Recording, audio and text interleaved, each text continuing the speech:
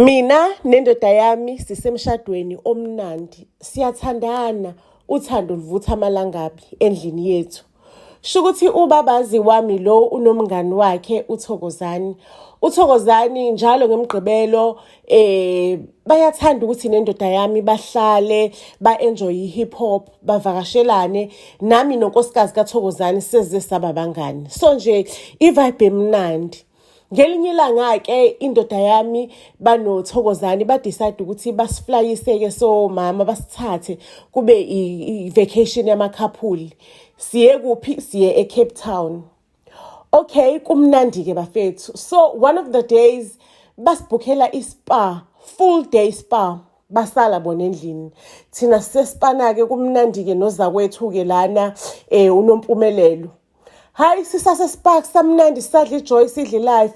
Hayibo uqhu phansi uNompumelelo uyayibinya uNompumelelo nje usehamba njengenyoka uyayibinya uyagula uNompumelelo into eserious. Mesifike esibhedlela ngizama ukufonela amadoda ethu ngiqale ngoThokozani akatholakala efonini ucingo nje lingishaya voicemail indoda yami nalo ivoicemail ngishiya ama message phuthumani nize esibhedlela siwukuthi uNompumelelo sekubene emergency sicela i-medical card yakhe i-medical aid card because uthe une medical aid ikhona endlini.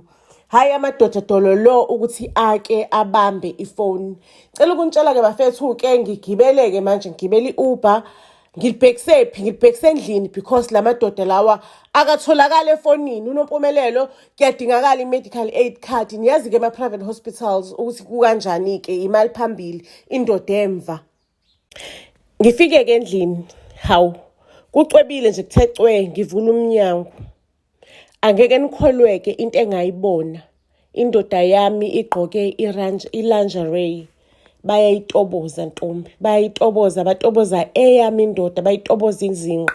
Icabuzana nomngani wayo lo uThokozani indoda kaNompumelelo uNompumelelo lo osesibhedlela.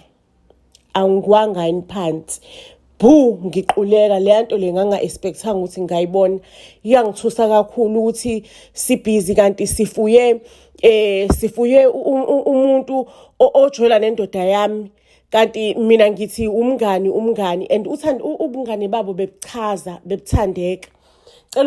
Before ngiqhubeke nesitory sethu family ngicela ukunazisa ukuthi upart 2 or season 2 waKing Mtsetserebhana uyabuya.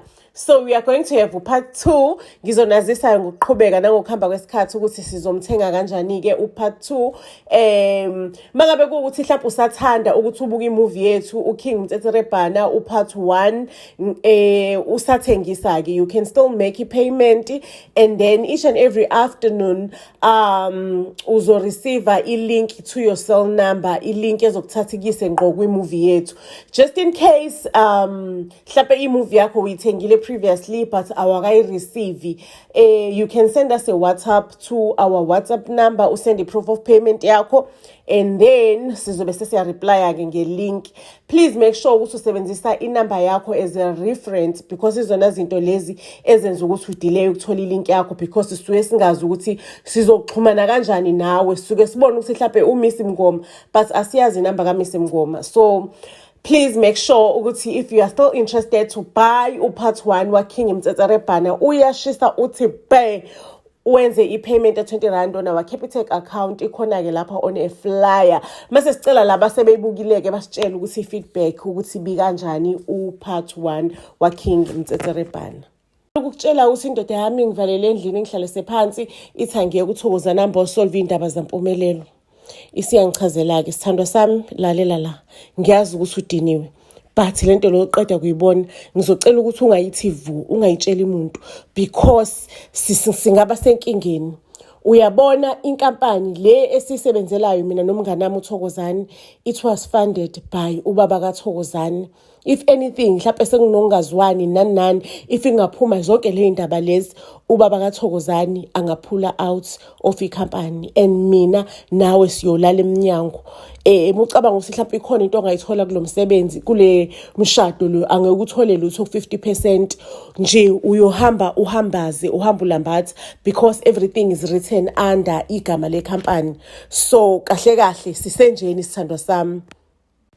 Wena uwumina ubungenze njani? Ubungaphuma kulo mshado uphume empty-handed or ubuzohlala ubekezelele ukuthi indoda yakho inomuntu wayo? Ubuzoyigcina isikrithi noma buzopepereza ukhulume uphume kulo mshado? Comment down below ukuthi wena buzokwenze njani.